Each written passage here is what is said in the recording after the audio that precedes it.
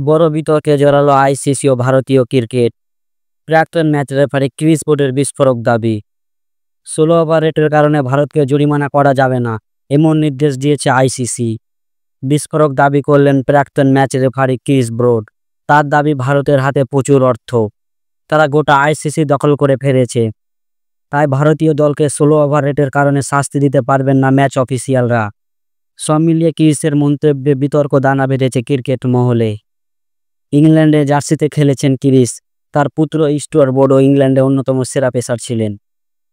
Cricket কেরিয়ারের শেষ দীর্ঘদিন ধরে ম্যাচ রেফারির দায়িত্ব সামলেছেন, তবে গত বছর সরে দাঁড়ান।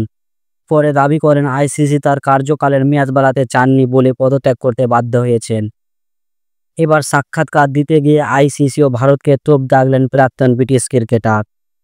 ক্রিসের দাবি, ম্যাচের শেষে দেখা যেত ভারত 3-4 ওভার পিছিয়ে রয়েছে নির্ধারিত সময় থেকে, কিন্তু তখনই আমি ফোন পেতাম যেখানে বলা হতো একটু নরম সরম হও, এটা ভারতীয় দল।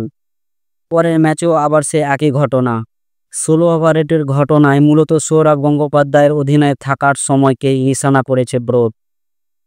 16 ওভার রেট থাকলেও সৌরভ নাকি মোটে ইনিংস শেষ করার জন্য তাড়াহুড়ো করতেন না।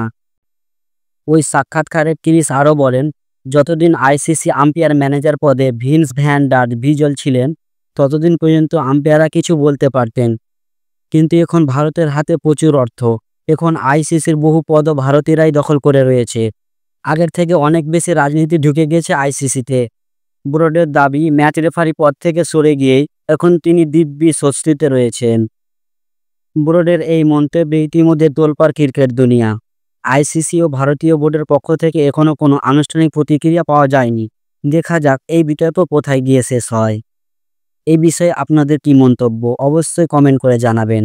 আর ভিডিওটি ভালো লাগলে লাইক করবেন, আর চ্যানেলে প্রথমবার হলে চ্যানেলটি সাবস্ক্রাইব করবেন।